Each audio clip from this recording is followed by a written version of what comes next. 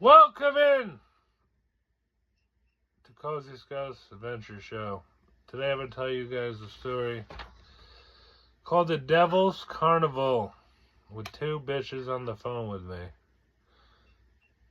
Back in the summer of 1988, you had two couples. One named Mike and Tara. I know it, Tara. She's actually pretty cool. And then the other was Jess and Eli. They were road tripping across the American Southwest in a rusted out van name, and the van's name was, guess what it was called? The van.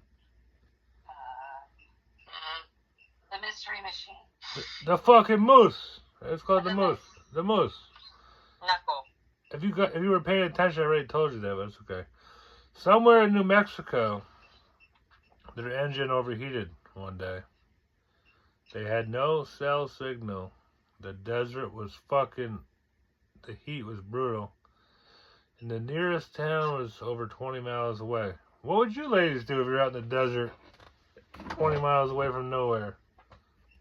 I'd strip. Hell yeah, I like that answer. Next.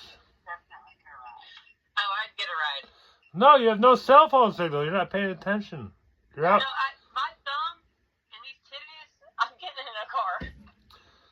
Well, I'm just saying, there's no cell phone. You're stranded in the desert. There's no cell phone signal. All right. So, anyways, these two couples, 20 miles away, but then just beyond the ridge, they spotted something strange.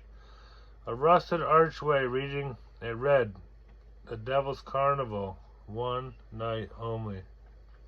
Beneath it was a long abandoned circus ground, the kind with peeling red and white tents, broken ass Ferris wheels, and the smell of old popcorn that shouldn't linger. That shouldn't still linger, but it does. I can smell that shit.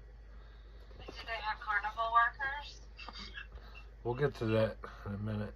You sick fuck. And in a cracked glass cage near the entrance sat an iguana. Motionless iguana, but it was watching them.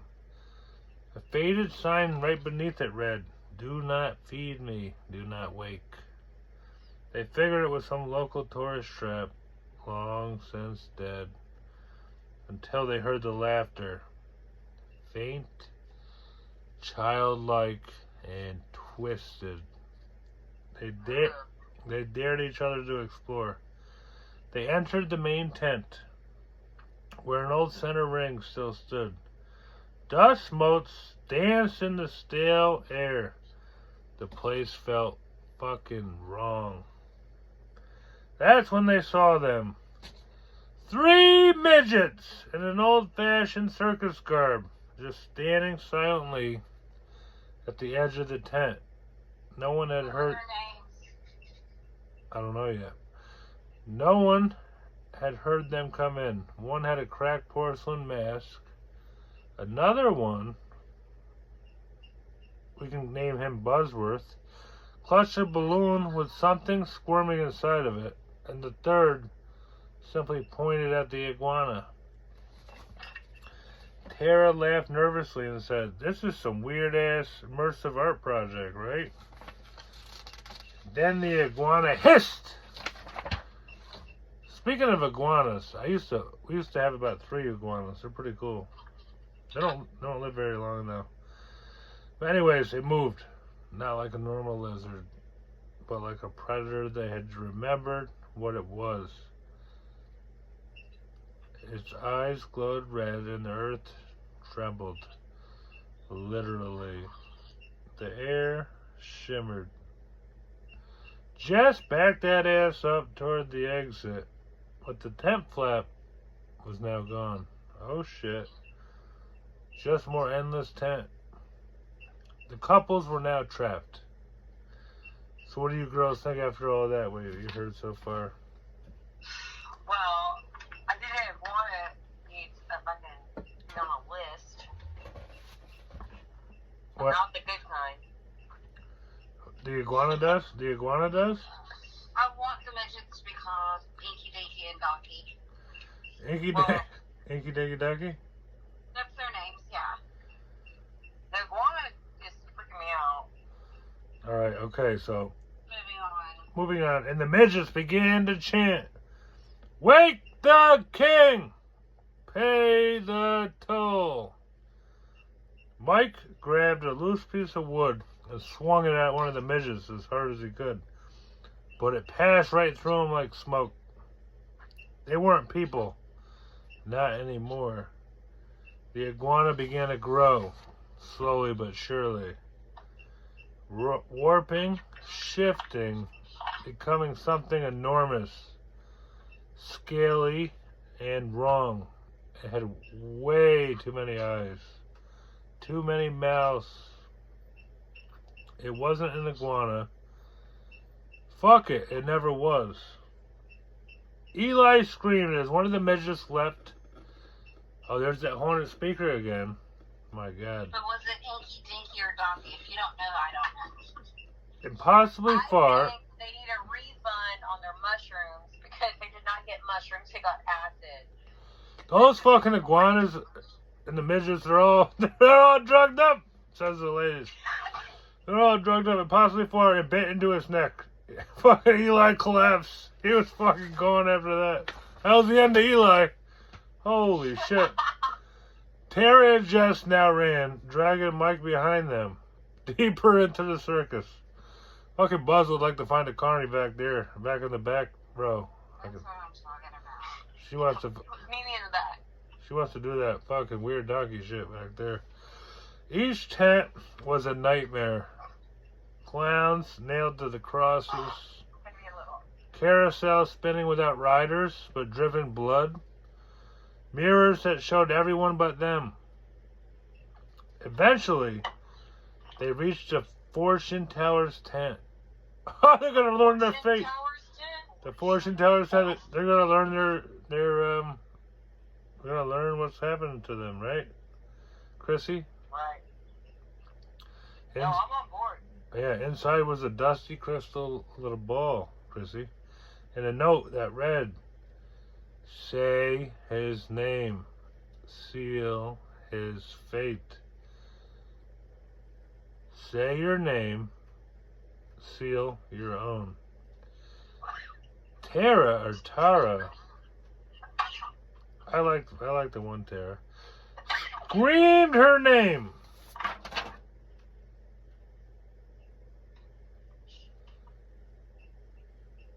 The tent shuddered. They vanished into the fucking air. There was no sound. No scream. They were just gone. See ya, bitches. Anyways, Mike and Jess now realize the truth. This carnival fed on souls. It was a trap, always waiting for lost travelers. And the iguana, you may ask? What do you guys think what happened to the iguana? He got 8 people. A shape-shifting demon king imprisoned there, awakened by the trespassers who didn't obey the rules. Only Mike and Jess remained now, so they made a run for it. They bolted toward the entrance arch, now miles away. The midgets chased them, but they're fucking too slow because they could barely fucking pick one foot after another. Imagine fucking running against a midget. Who do you think would win? As long as you were in... Not me. As long as Not you... me. You think the midget would win? I ain't tried to run in ever, so yeah, definitely a midget would win. Chrissy, Actually, I probably could beat a midget. Chrissy thinks she might be able to meet the midget. Okay. Slow her down. They're melting into the shadows. The iguana roared behind them, a sound that tore the sky up. They leapt through the archway and woke up in their van. Yeah. It was night. The engine was fine, but Tara and Eli were gone. No trace of them, no blood. Just an old circus flyer stuck to the windshield that had been there before. I mean, I'm sure Buzz was like, it's me, the carny. Come hit me from behind. But what it really... And pull my hair. And pull my hair. But what... I was trying to bend over. And bend over, says Chrissy. What? Do they have a labyrinth maze? No Labyrinth maze on this one. It read this. The Devil's Carnival. We're always open for those who do not The show believe. never ends. For those who do not believe. The show And, does never end. and in the rear view mirror sat, and in the rear view mirror, the iguana sat in the back seat, watching, just sitting there, still waiting. The end. That's right. Hit the like button, subscribe to the channel. Let's have a little forum talk. What do you guys think about the story?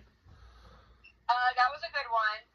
I think whoever did that needs to take a dose off of their acid. You ain't fucking kidding. You put me in a trance, first of all. I thought I did drugs and I didn't even do any. I didn't even know what the hell I was reading half of the time. That shit was some... I was a little sketched out. I'm like, dude, I don't remember eating nothing. And then I remembered I'm not the one doing drugs. So That was some wild ass shit, everybody. Thanks for watching. That was kind of crazy. Is that it? That's the end. Hit the like button, bitches. Comment down below. Let me know what you guys think. The ladies say goodbye. Those iguanas, watch out for their tail because they'll smack your ass if you don't fucking shape up. And then you'll end up being a fucking dead. Peace out.